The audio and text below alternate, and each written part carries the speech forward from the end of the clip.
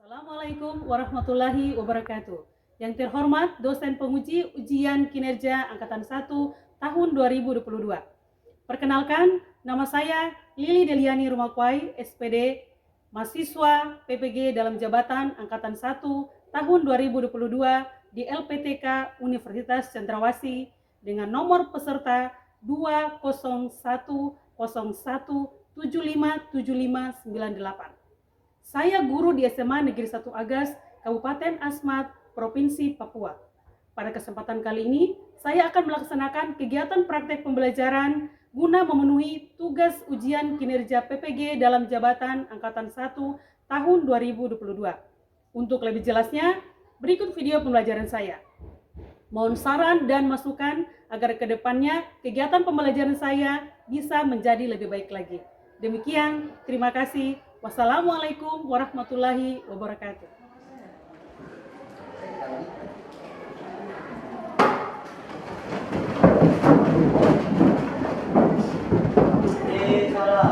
Selamat siang, Bu. Oke, selamat siang.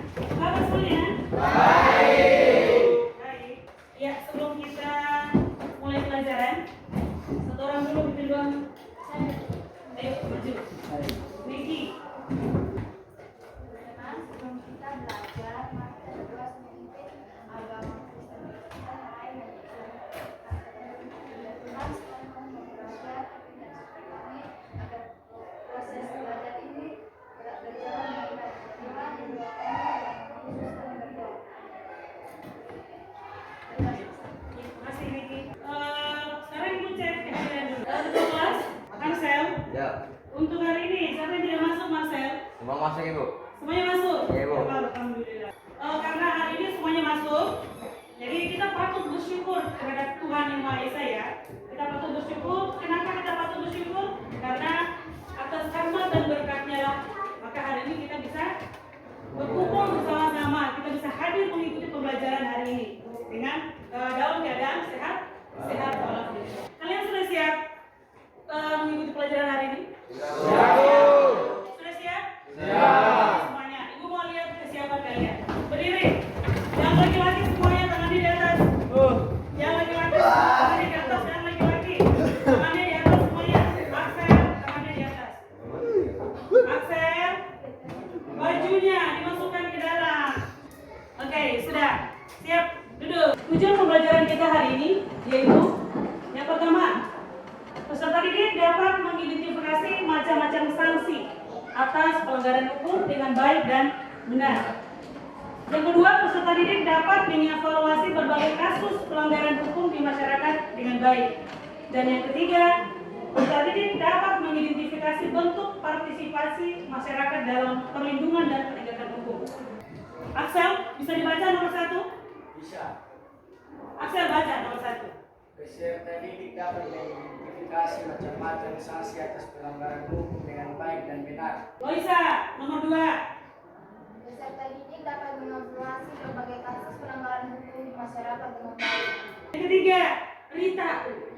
Peserta didik dapat mengidentifikasi dan berpartisipasi masyarakat dalam perlindungan dan penegakan hukum.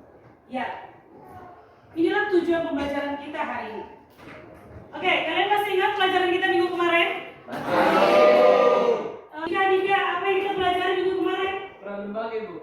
Peran lembaga penegak hukum dalam menjamin keadilan dan kebenaran. Sebelum masuk ke pelajaran selanjutnya atau materi kita hari ini, masih ingat yel kita? Yel sponsor masih ingat? Yuk. Siapa kita? Siapa kita? Mansa.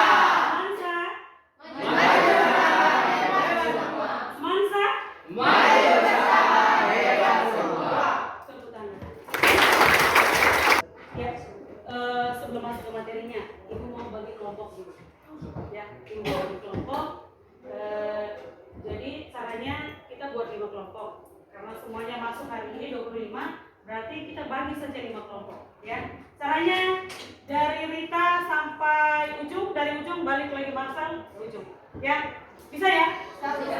Ya. Jadi nanti yang dapat nomor 1 kumpul sesama nomor 1, yang dapat nomor 2 kumpul sesama nomor 2, dan selanjutnya seperti itu. Ya, oke, Rita mulai. 1, 2, Oke, kumpul dengan kelompoknya masing-masing. Oke, semua sudah duduk dengan kelompoknya masing-masing? Sudah, Bu. Ya. Tolong perhatikan. Pertemuan kita hari ini kita membahas tentang KD 3.2, yaitu perlindungan dan penegakan hukum di Indonesia. Materi pokoknya yaitu dinamika pelanggaran hukum. Ya, dinamika pelanggaran hukum. Ya, ini meta konsepnya.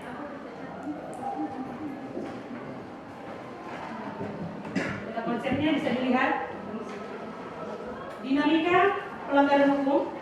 Yang pertama, yang akan kita bahas pertama yaitu poin A. Tetap partisipasi dalam perlindungan dan penegakan hukum yaitu perilaku yang mencerminkan sikap patuh terhadap hukum. Lanjut, lihat. Coba Mario baca. Pelanggaran hukum adalah berupa perbuatan yang tidak sesuai atau melanggar larangan-larangan yang ditentukan oleh aturan hukum. Immaculata. Dengan kata lain, pelanggaran hukum merupakan pengingkaran terhadap kewajiban-kewajiban yang telah ditetapkan oleh peraturan atau hukum berlaku. Ya. Bisa dipahami? Jadi segala perbuatan yang tidak sesuai atau yang melanggar hukum berarti dikategorikan sebagai pelanggaran hukum. Lanjut. Penyebab terjadinya pelanggaran hukum. Belum, Ibu. Masih bingung? Jadi poin yang kedua ini maksudnya isi atau substansi daripada hukum atau peraturan itu sendiri sudah tidak relevan lagi dengan perkembangan zaman. Paham sampai di sini? Paham? Lanjut. Oke, kita masuk di perilaku yang bertentangan dengan aturan. Jadi contoh lain daripada perilaku yang bertentangan dengan aturan yang berlaku di sekolah. Contoh lain, selain bolos, bisa rokok di lingkungan sekolah. Oke, good. Andi Arya, satu lagi contoh atau perilaku yang bertentangan dengan aturan sekolah. Pembulian. Ya, membuli antar teman. Good, bagus. Oke, kita paham ya. Kita lanjut ke apa yang bertentangan dengan aturan yang ada di lingkungan keluarga. Gambarnya apa ya? Apa? Apa dia? Dia tidak mendengarkan dia orang Tidak mendengarkan orang tua. Orang tua yang lagi salah jadi nak. Tidak mendengar nasihat orang tua. Oke, kita lanjut. Perilaku yang bertentangan dengan aturan di dalam bangsa dan negara, di lingkungan bangsa dan negara. Ya. Contohnya apa ini? Dia melanggar Melanggar lalu lintas. Apa di situ yang dilanggar? Apa? Contoh dilarang dilarang melintas, dilarang lewat jalan ini. Ini jalan khusus buat mobil. Siapa yang bisa lagi memberikan satu contoh? Andi Arya. Melanggar lampu lalu lintas. Melanggar lampu lalu lintas. Masuk, Bu. Mantap. Arya. Siapa lagi? Satu lagi. Siapa lagi yang bisa? Tunjuk tangan tanpa ibu tunjuk. Siapa lagi?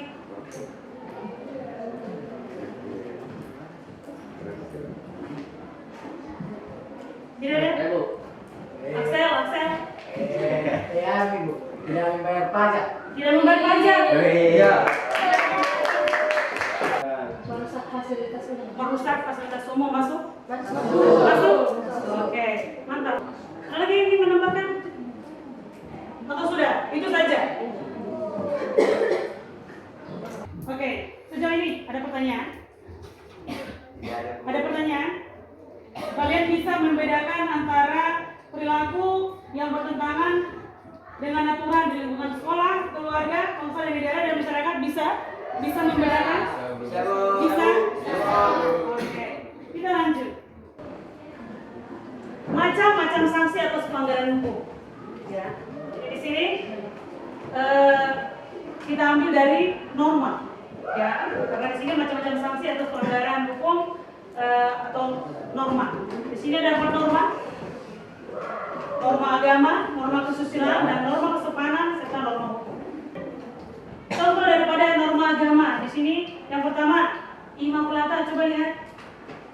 Yang pertama, beribadah. Kedua, tidak berjudi. Ketiga, suka beramal. Suka beramal. Jadi ini termasuk ini perintah atau larangan karena aturan dari perintah atau larangan ini?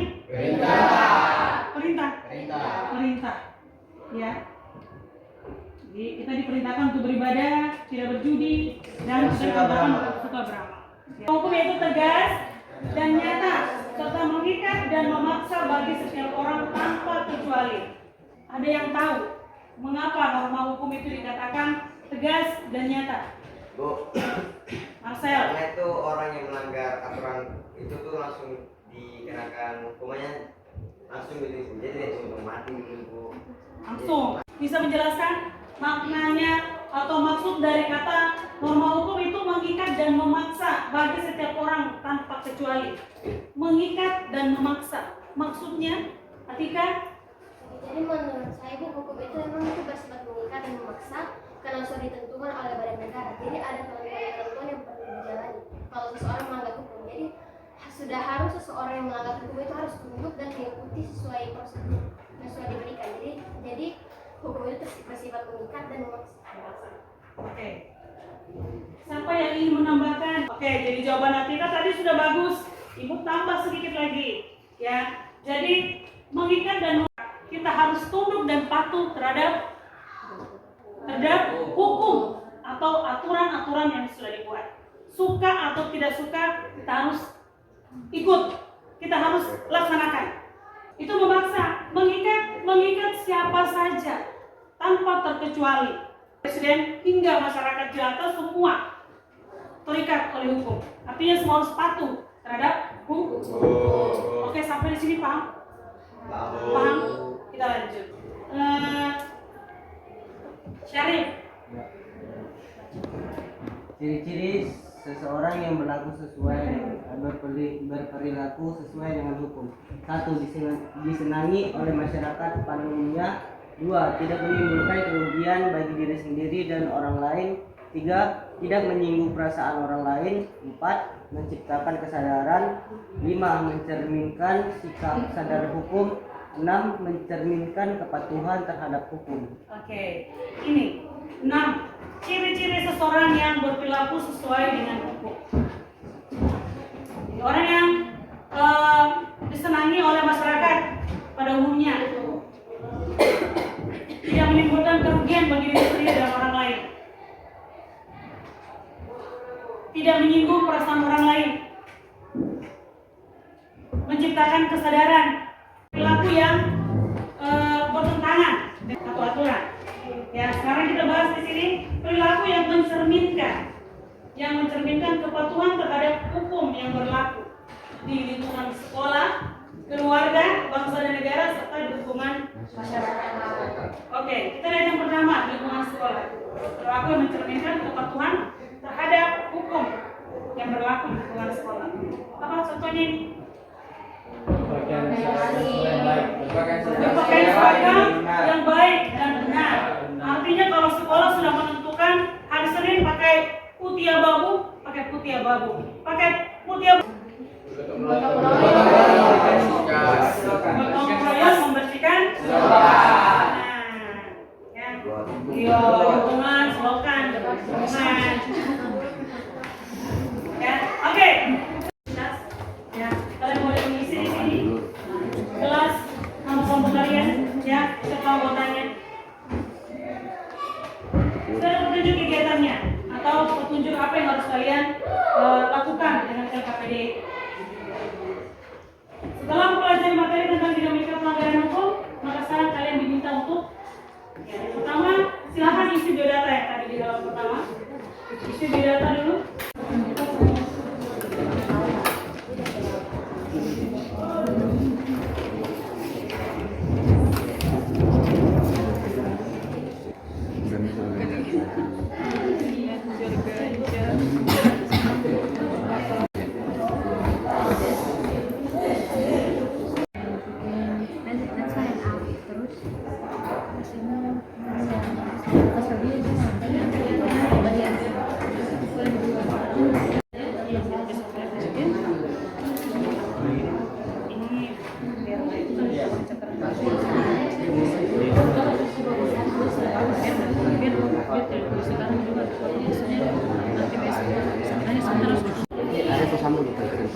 Nanti saya sambung dengan campur undangan yang apa yang dilanggar. Setelah selesai saya sambung baru sanksi nanti apa yang mau baca sanksinya. Ya nanti aku baca sanksi itu ya. Berarti masalah ini terakhir aku berikan solusi. Fix ya.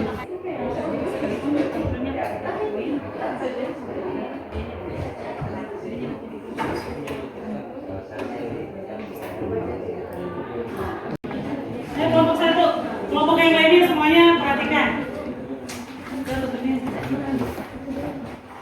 Bukan dia usaha sih. Bukan punya. Dia punya kan sih. Baik Ibu Guru dan teman-teman, kami dari kelompok 1 akan mempresentasikan hasil kerja kami, yaitu yang kami bahas di sini adalah kasus mengenai penyedoraja ABK di Lingkus Polisi di Penjaringan. Sebelum kami lanjut ke materi kami izinkan saya untuk memperkenalkan ketua dan anggota-anggota dari kelompok 1. Erwiansyah, terus anggotanya Marcel Wijaya Putra, Siti Rahmawati, Andi Arya, dan diri saya sendiri, kita sudah sebut. Oke baik teman-teman, seperti yang kalian di depan saya tulis ada sebuah kasus tentang penjualan ganja yang dilakukan oleh ABK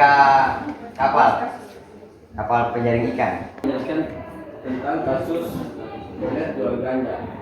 Yaitu pertama, apa faktor terjadinya kasus tersebut?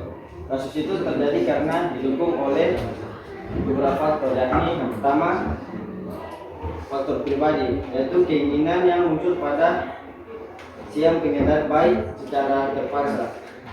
Suatu perasaan tidak enak atau sengsara yang dijatuhkan oleh hakim dengan vonis kepada orang yang telah melanggar undang-undang hukum pidana. Dalam konteks ini, pasal 10 Kitab Undang-Undang Hukum Pidana atau KUHP membedakan hukuman pidana menjadi hukuman pidana pokok dan hukuman pidana tambahan. Yang pertama, hukuman pidana pokok ialah hukuman mati, hukuman penjara, hukuman kurungan, hukuman denda, dan hukuman ketukan. Yang selanjutnya, hukuman pidana tambahan ialah pencabutan beberapa hak tertentu, perampasan barang tertentu, dan pengumuman putusan hakim Yang akan diberikan kepada pelaku. Jadi dipidana dengan pidana penjara seumur hidup atau pidana penjara paling singkat 5 tahun dan paling lama 20 tahun. Pada ayat 1 ditambah 1/3. Selanjutnya, solusi apa yang dapat diberikan untuk mencegah agar kasus tersebut tidak terulang kembali? Jadi teman-teman, setelah kami analisis, apakah dari teman-teman ada yang mau bertanya? Ini question. Kami persilakan 1 atau 2 pertanyaan saja.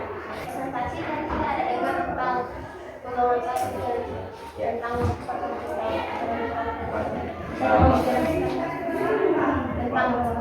Nah, jadi narkoba kan banyak jenisnya. Narkoba jenisnya seperti morfin, terus sabu-sabu, ganja, nikotin. Nah, semua itu digolongkan berdasarkan tingkat adiktifnya. Nah, terus setelah kami cari referensi yang tadi pasal 114, 119, dan 124. Nah, itu berdasarkan dia punya golongan. Nah, untuk golongan pertama kita fokus ke golongan pertama, yaitu golongan 1 ganja, karena setelah kita cari referensi juga ternyata ganja itu masuk ke dalam narkotika golongan pertama. Lalu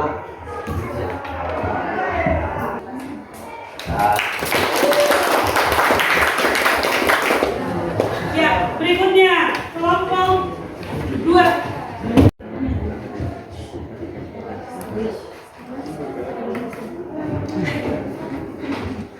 Oke, selamat pagi Bu Guru, selamat siang Ibu Guru, selamat siang teman-teman. iya. Terima Terima kasih atas waktu yang telah diberikan kepada kelompok kami. Kami dari kelompok 2, perkenalkan nama saya Mirsa Putra. Nama saya Hesti.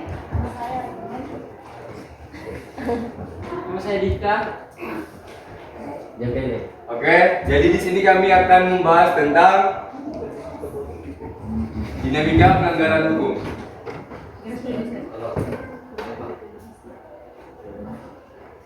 Jadi kasus yang akan didiskusikan untuk memecahkan permasalahannya adalah berniat jual ganja ABK diringkus polisi di penjaringan. Dari kasus tersebut yang akan kami analisis sebagai berikut. Yang pertama, faktor penyebab terjadinya kasus tersebut. Yang kedua, jenis pelanggaran hukum yang dilakukan. Ketiga, ketentuan perundang-undangan yang dilanggar. Yang keempat, sanksi yang kemungkinan akan diterima pelaku. Yang kelima, solusi untuk mencegah terulangnya kasus tersebut.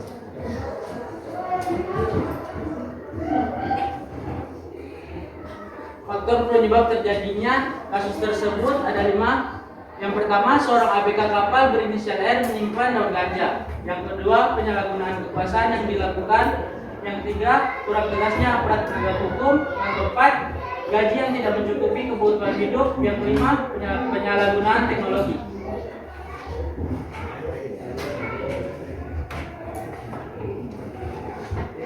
Jenis pelanggaran hukum yang dilakukan. Dalam kasus ini, pelaku telah melakukan pelanggaran hukum berupa penyalahgunaan narkotika dan mengkonsumsi obat-obatan terlarang.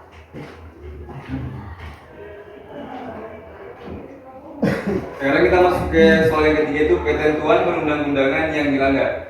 Jadi ketentuan perundang-undangan yang dilanggar di sini itu yaitu pasal 111 dan pasal 112 Undang-Undang Narkotika Nomor 35 Tahun 2009 atas kepemilikan dan penyalahgunaan narkotika serta pasal 114 Undang-Undang Narkotika Nomor 35 Tahun 2009 tentang pengedaran narkoba.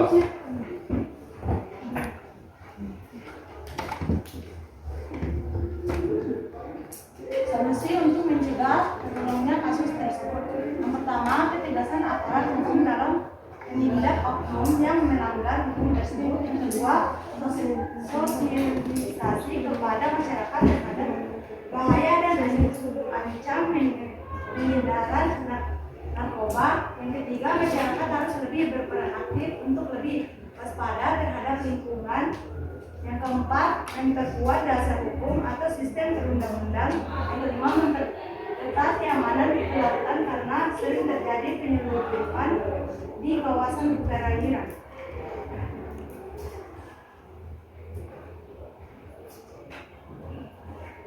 Oke, itulah penjelasan dari kelompok kami. Mungkin ada teman-teman dari kelompok lain yang bertanya.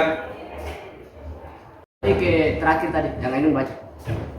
Yang masyarakat harus lebih berperan aktif.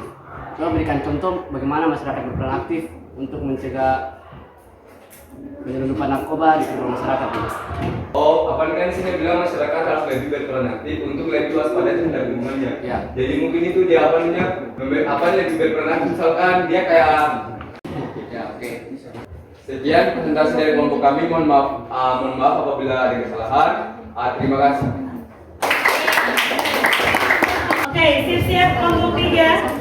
Selamat siang Ibu Guru dan teman-teman. Iya. Perkenalkan, saya Sandy Tribunga Sada 2. Saya Tika Zara Berani. Saya Nabila Sapitri. Saya Montanus Febrian Magregor. Saya Ikhlas Alexita. Kami dari kelompok 3 akan membahas tentang menganalisis kasus pelanggaran hukum dan akan dijelaskan yang pertama oleh Atika. Baik, bisa dilihat di RPD yang telah diberikan oleh guru. Di situ kasus berniat jual ganja ABK diringkus polisi penjaringan. Kurang tegasnya para penegak hukum. Kenapa kita masukkan ke dalam poin ketiga? Karena butuh waktu 2 tahun untuk menangkap pelaku tersebut. Yang tentunya menurut kami itu waktu yang sangat lama. Dan dalam kurun waktu 2 tahun tersebut bisa jadi pelakunya tidak memiliki rasa ketakutan, sehingga bebas untuk mengedarkan narkotika dan sehingga menjadi suatu kebiasaan. Maka dari itu, poin ketiga kurang tegasnya aparat penegak hukum. Yang kedua adalah jenis pelanggaran hukum. Jenis pelanggaran hukum yang dilakukan itu penyalahgunaan narkotika dan penggunaan obat-obat terlarang. Yang ketiga, ketentuan perundang-undangan yang dilanggar, yaitu yang pertama pasal 11 dan pasal 12 Undang-Undang Narkotika Nomor 35 Tahun 2009 atas kepemilikan dan penyalahgunaan narkotika dengan ancaman hukuman penjara minimal 5 tahun dan paling lama 20 tahun, atau pasal 115 tentang pengedaran narkoba dengan ancaman hukuman mati.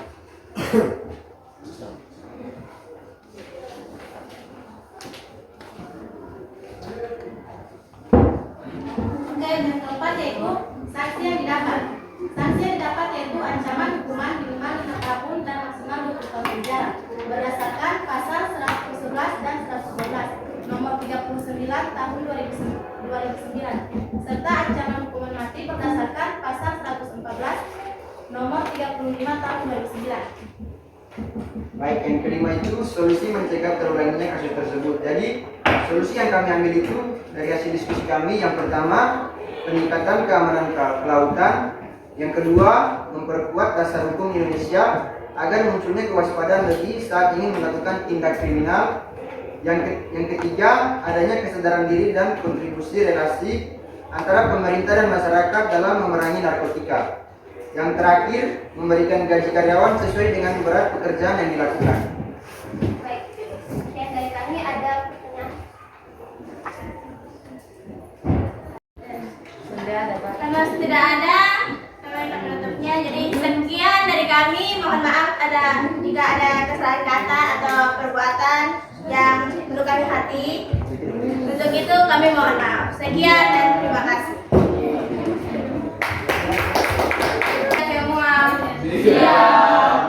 Terima kasih. Kami dari kelompok 4 akan mempresentasikan hasil diskusi kami tentang kasus berniat jual ganja ABK diringkus polisi di Penjaringan.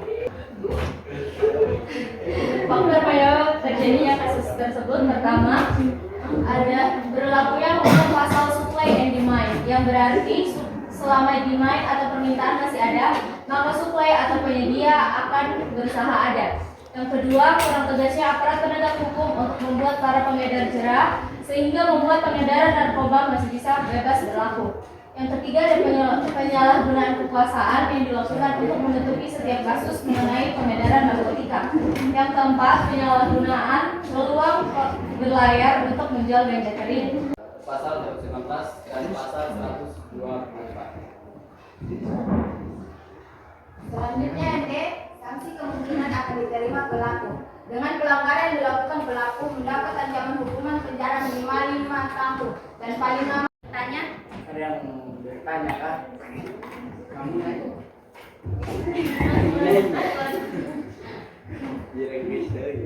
Dari kelompok 1, kelompok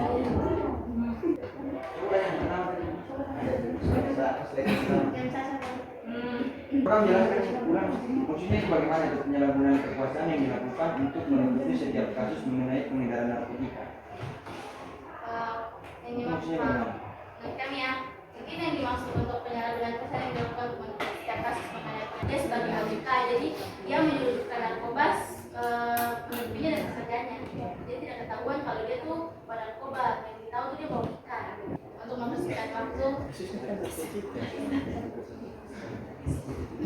Dari kami, mohon maaf apabila ada kekurangan ataupun kelebihan. Sekian dan terima kasih.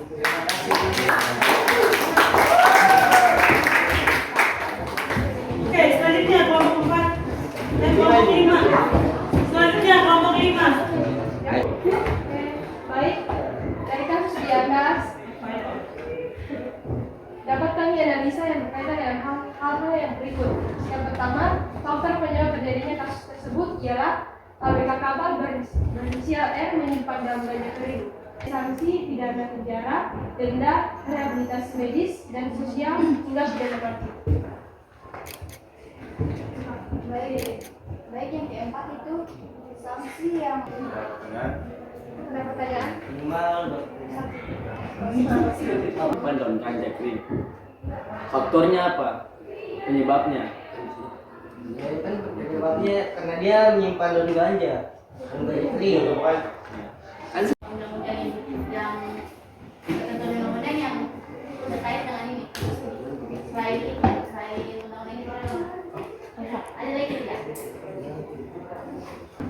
terima kasih yang sudah bertanya. Mohon maaf jika ada salah kata.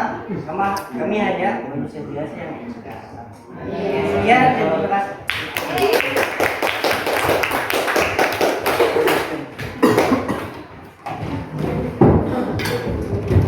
Ya, itu tadi masing-masing kelompok sudah presentasikan hasil analisanya ya. Hasil analisanya. Sudah ada sesi tanya jawab. Sekarang Ibu ingin mendengarkan kesimpulan dari kelompok 1. Kelompok 1 kesimpulannya apa? Jadi kesimpulan kami dari kelompok 1 yaitu sanksi hukuman mati yang dijatuhkan pada pengedar narkoba baik dalam undang-undang atau hukum pidana bertujuan untuk memberikan efek jerah terhadap si pelaku. Namun sampai saat ini sanksi ini belum efektif mengingat kasus narkotika di Indonesia termasuk ke dalam zona bahaya. Namun pemerintah sudah memberikan sanksi yang sangat berat melalui undang-undangnya. Tinggal pada pelaksanaannya saja. Kemudian perlu adanya edukasi pada masyarakat terhadap bahaya narkotika. Sekian dari kami, terima kasih. Kesimpulan dari kelompok 2. Kelompok 2. Tolong. Jadi dari materi yang telah kami jelaskan tadi dapat ditarik kesimpulan bahwa hukum itu merupakan serangkaian peraturan yang berupa norma dan sanksi yang dibuat dengan tujuan untuk membuat pelaku itu jerah. Jadi hukum itu dibuat untuk mengatur tingkah laku manusia, untuk mengatur agar tidak terjadi lagi yang namanya kekacauan di masyarakat. Sekian dan terima kasih. Terima kasih kelompok 2. Selanjutnya kelompok 3. Berikut kesimpulan dari kelompok 3 yang telah kami simpulkan yaitu suatu tindakan melanggar hukum di Indonesia tentu memiliki timbal balik. Meskipun begitu, masih banyak orang yang melanggar ketentuan tersebut yang disebabkan oleh banyak faktor. 111, 112, 112, nomor 35 tahun 2009. Berikut itu adalah kesimpulan dari kelompok kami. Ya. Oke, terima kasih kelompok 3. Ini tepuk tangan buat kelompok 3. Dari kelompok 4. Ya, di sini kesimpulan yang dapat kami tarik yaitu dalam kasus ini pemerintah dan seluruh elemen masyarakat berusaha untuk meminimalisir penggunaan narkoba, bukan hanya penggunaan saja yang diminimalkan, tapi juga penyediaannya agar kasus tidak terus terulang-ulang. Sekian kesimpulan kami. Kesimpulan dari kelompok 5. Baik, kesimpulan yang dapat kami ambil adalah masalah penyalahgunaan narkoba amat besar, khususnya pada remaja adalah baik. Tentunya adalah pengetahuan yang cukup tentang pergaulan tersebut. Terima kasih. Terima kasih untuk kesimpulan dari semua kelompok. Ya, setelah mempelajari materi ini, ya, jadi kesimpulan yang dapat kita ambil yaitu kalian sudah mempelajari materi dinamika pelanggaran hukum. Berarti kalian sudah lebih memahami pelanggaran hukum dan apa saja yang harus dan tidak boleh kita lakukan. Berarti sudah sepatutnya lah kita sebagai warga negara harus tunduk dan taat serta patuh terhadap semua peraturan yang sudah ada di negara. Oke, itu saja pembahasan tentang materi kita hari ini.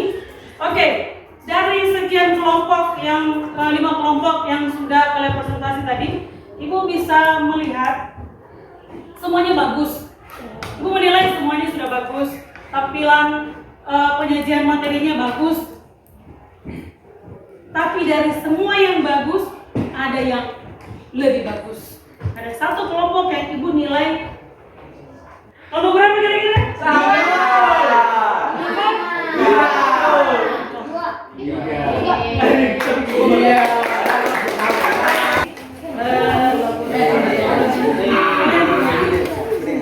Nanti boleh dibagi semuanya sama. Oke, itu Ibu harap pertemuan berikutnya di sesi-sesi selanjutnya kalian lebih baik lagi dan lebih termotivasi untuk menjadi kelompok yang lebih baik lagi. Kita masuk di sesi latihan soal.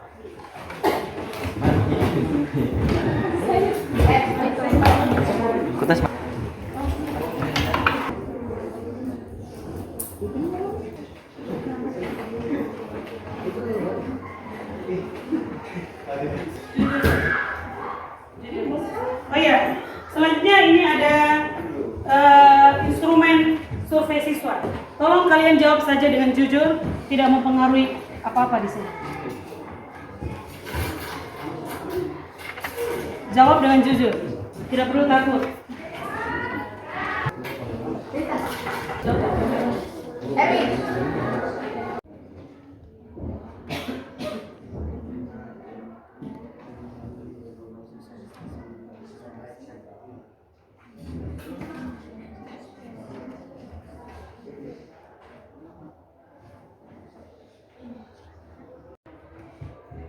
Pengaruh kemajuan iptek terhadap negara kesatuan Indonesia, ya.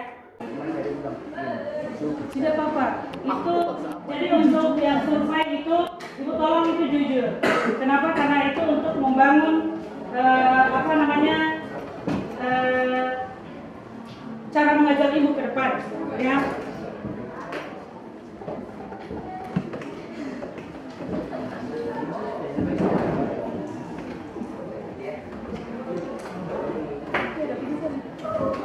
Bentar aja ya. Bentar aja ya. Kita tutup ya. Oke, sudah semuanya? Nih, di sini.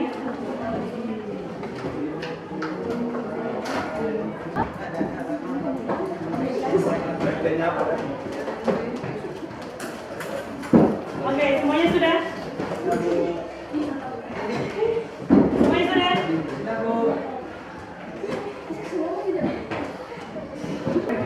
Ya, jadi untuk minggu depan kita akan membahas tentang pengaruh kemajuan iptek terhadap negara kesatuan Republik Indonesia. Ya, berasa pertemuan kita hari ini sampai di sini. Tapi sebelum kita tutup pertemuan kita hari ini, Ibu minta satu orang siswa untuk memimpin kita dalam doa. Iya. Mari teman-teman, sebelum kita mengakhiri kegiatan pada hari ini, mari kita berdoa. Berdoa menurut keyakinan masing-masing. Berdoa mulai. Berdoa selesai. Oke, terima kasih.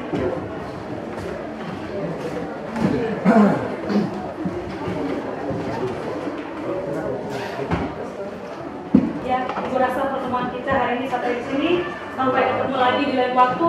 Tetap semangat, jaga kesehatan, dan Siap, Ibu. sampai ketemu lagi minggu depan. Ya. Lisa, terima kasih, Bu. Terima kasih. See you next time, Ibu.